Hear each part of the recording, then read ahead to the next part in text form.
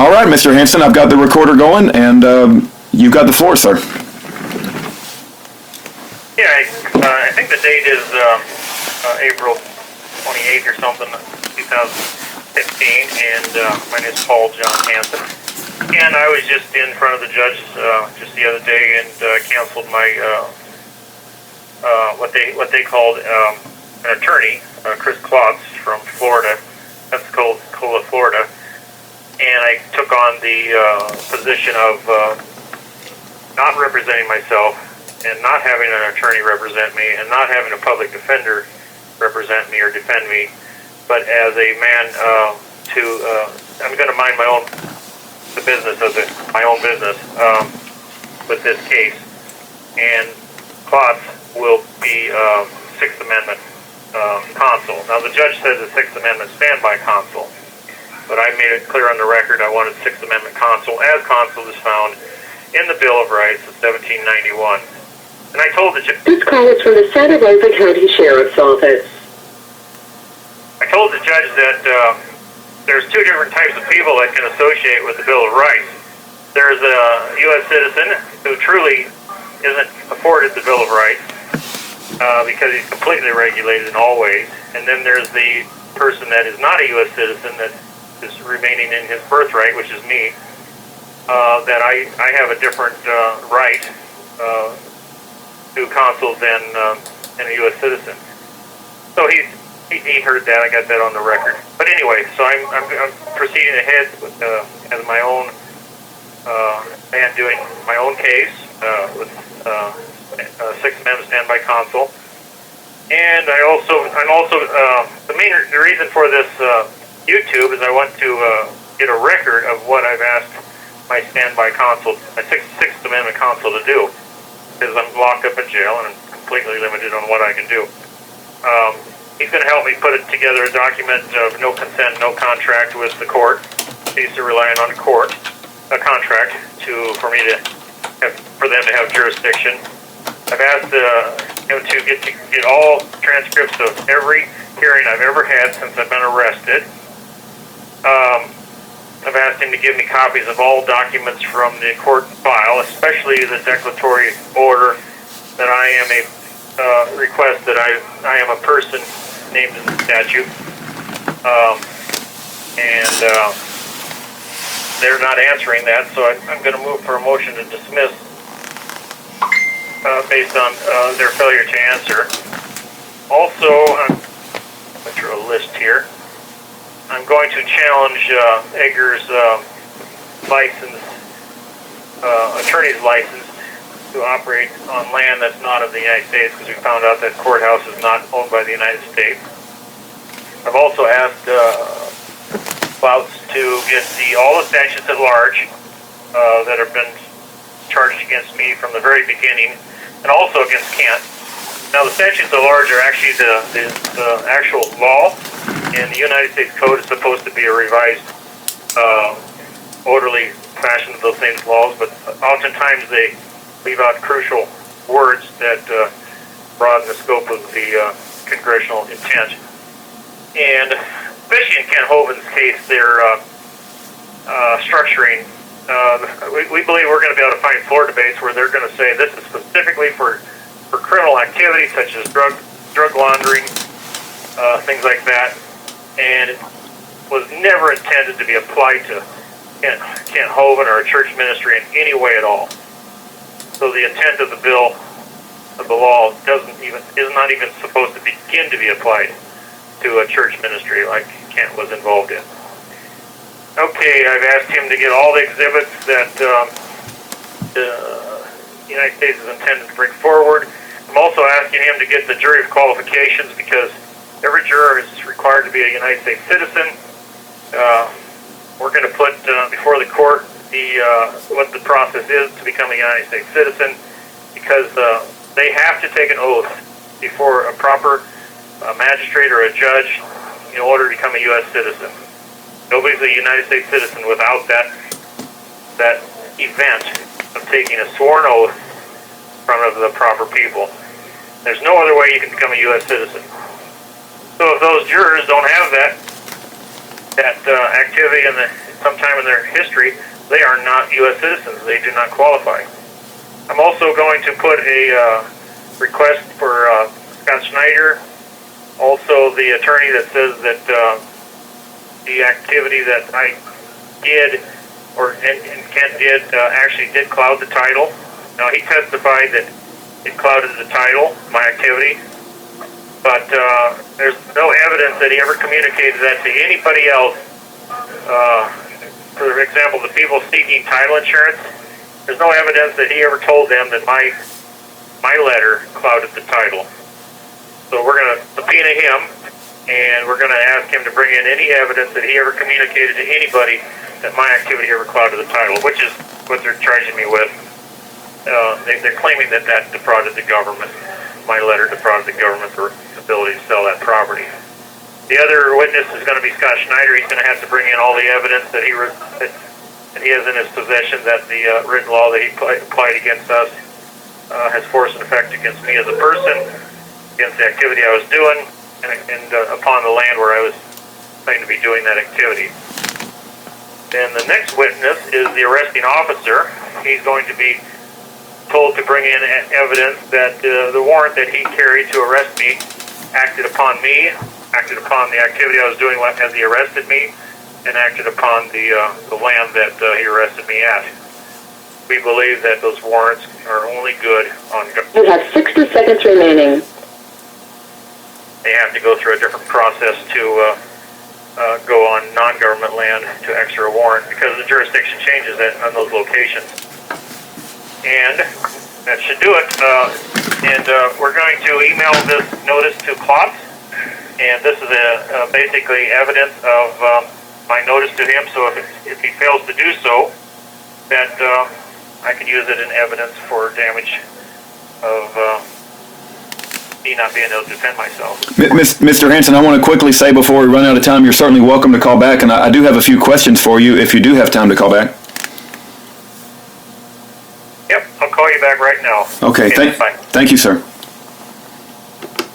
All right, I think at the beginning he said April the 28th, so it is April the 29th, and I'll remind him of that when he calls back. I think he just had the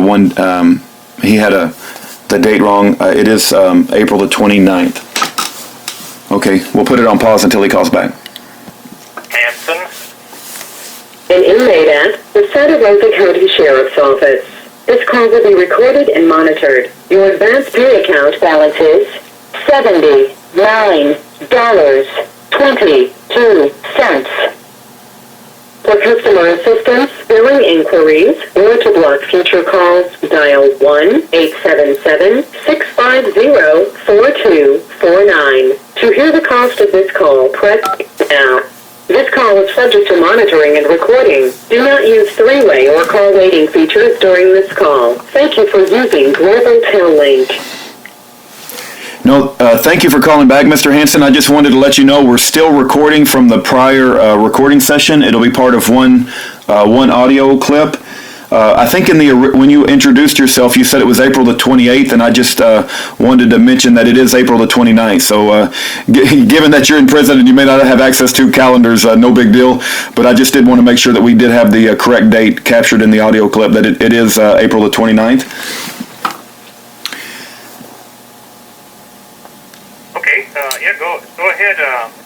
One reason we're doing this is, for example, in Kent's first case, Kent had a document that was, I think it was 10 pages thick, and he got basically a declaration from tax experts that he had no duty to withhold any taxes. He had no tax liability, and he showed his attorney at that time in 2006 these documents, and his attorney agreed to use them in court, and his attorney failed to do it.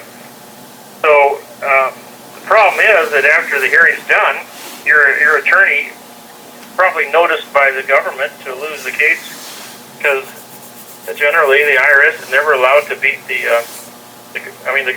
attorneys are not allowed to beat the IRS, especially in big cases. They might be allowed to win occasionally, just so they don't have any. They got to have a couple wins to make it look like they're legitimate. But Kent's attorney sold him out, did not put that evidence in, it would have been clear evidence before the jury that Kent had no duty, that he was acting upon evidence, declarations from experts, tax experts, lawyers, that said he had no duty to withhold any money from those people that worked for the church. And his attorney failed to put it in. Now, if he would have known that he could have notified the attorney by email, and by posting it on YouTube, for example, like we're doing now, that would be evidence that Kent could bring in later on and sue his own attorney for failure to defend him. Right, and you're not, when you're referring to Kent's attorney sold him out, you're referring to Alan Stewart Ritchie, his first trial. You're not referring to Thomas S. Keith, right? That's correct. His first 2006 attorney. Okay. Correct. I think Keith so far, I think he's done a good job. Okay. No, very good. Let me ask you this, Mr. Hansen. I'm still recording from the first audio clip. Would you like me to stop here? I do have some questions that I would like to ask you, but I didn't know if you wanted me to make this just one long continuous audio clip, or to go ahead and stop it, and then I can send this on to Mr. Klotz. How did you want to handle that? No, you could just say that we're just continue. People might enjoy listening. Okay, no, very good, very good. Is there anything else you wanted to add from your perspective? Before I get into my questions. No, I think that people get a good understanding of why we're doing this, and it operates as excellent notice upon people that have a duty to help me. Amen. Okay, Mr. Hansen, the questions I have is, it's been like brought to my attention, like Scott Snyder, his ability to sit at the prosecution table, being a representative of the Internal Revenue Service and acting as more like an intimidation factor, not only to the jury if they were to say anything in the questioning session against the IRS, but an intimidation factor maybe even to the judge or to everyone in the whole courtroom. Do you plan on like challenging his ability to sit at the prosecution table and to be brought up after every single witness to add commentary to everybody's testimony? He got more time on the witness stand, I think, in the trial in March than any other person. I just found it a huge issue and from my perspective, and I'm curious on what you think about that. I don't understand it. I'll probably put in a request that he not be in the courtroom because nobody else is allowed to be in the court. No, not a single other witness is allowed to be in the courtroom to witness to all the other testimony. And I think it's a huge injustice. Me too. They do it because it makes it easy. It makes their prosecution much easier. Right. But I think it hinders. It's unfair. Yeah. You can't do it. Amen. It's just a huge travesty of misjustice to have him sitting at the prosecution table the entire trial. I can't understand why that's even allowed. Let me move on to my next question, sir. When Tiffany Hope Eggers in her closing argument, she made the argument that, and she put this on the record in the first trial, that everything that motivates Ken Hovind in what he's doing and trying to recover the land that was illegally seized from the trust, as well as the $430,000 forfeiture that the government claimed was due the government. She said everything that motivates Kent is greed. I mean, she made that case. Are you allowed, or is Kent allowed in this new trial to bring up character witnesses to kind of refute that, or will that be something that even comes up, you think, in the new trial in May? I don't know how they can bring up character witnesses, but that's certainly what we're going to do. Every witness we have in the witness chair, they're asked a little bit to a degree of. This call is from the Santa Rosa County Sheriff's Office. Of their relationship and their knowledge of the defendants or the plaintiffs. So you can't. There's no way they can stop them from completely being a character witness. But I believe if it's something that the jury should. It can persuade the juries of Kent's intent that it's perfectly all right to bring in various forms of character witnesses. Amen. Yeah, because if the prosecutor in a closing statement can call you a lying, thieving scum, and you can't get another chance to say that's not true, or you can't even say what evidence you have to support that. It's horrible. Right. So she basically did that. Yep. Slandered him like you can't believe. And she should not be allowed to do that. No, amen. And that I wanted to make that clear for anyone listening, that in the closing arguments, when she knew that there would be no chance for the defense to give a rebuttal, she said that everything that motivates Kent Hovind is greed. And it's like the reason she did that in the closing arguments is because she knew there would be no chance for a rebuttal, and I thought that was absolutely just atrocious. I mean, it was just terrible for her to put that perception in the jury's minds right before they went in to deliberate about the man's innocence or guilt, and he didn't have a chance to defend himself on that. But it maybe since it is on the record now in the first trial, that can be addressed in the trial in May. The other thing I have a question for you, sir, Mr. Hansen, is in the first trial in March, the prosecution put up all these motions in limine, right? Specifically, they didn't want the jury to understand the sentencing, that it could be 20 years for each count of mail fraud possibly. They didn't want the jury to be able to understand that the IRS has changed their policy regarding civil forfeiture and regarding structuring laws. And that my question to you is, when I look at pacer.gov today for the new trial that's coming up in May, I don't see them issuing the same motions in limine. Do you think that the prosecution will do the same motions in limine that they did in March, or do you think they're going to wait till the last minute? Any thoughts along those lines, sir? Well, they still might be active. I don't know. Oh, I thought maybe they wouldn't be active since you're having a whole new trial. That's something...